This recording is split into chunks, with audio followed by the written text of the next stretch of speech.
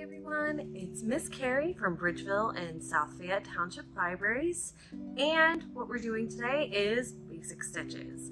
So I'm a beginning sewer and I found this amazing tutorial for 30-day stitches off of Jennifer Jangles on Etsy, and we're going to try it out together step by step. So let's see what you'll need. What you'll need for this craft is an embroidery hoop, some fabric, needle, and some embroidery thread.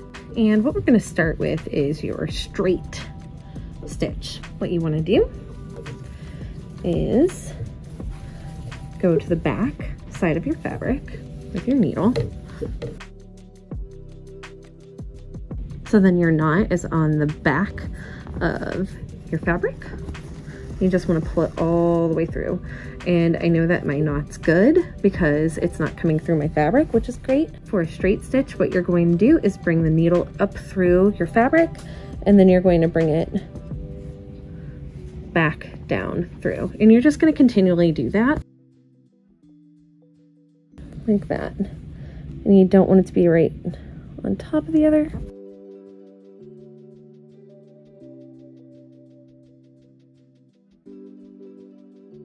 All right, and then that's your basic straight stitch.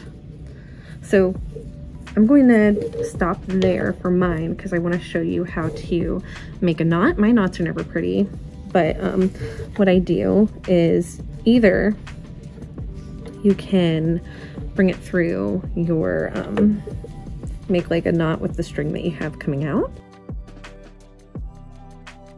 Or I like to actually use the stitch that I did prior, but I'm showing you one example right now, and then I'll show you the next one soon. And then I take my scissors and I cut my existing thread just because if I'm going to do more stitching close by, I do not want them to get tangled up. So that is an example of a straight stitch.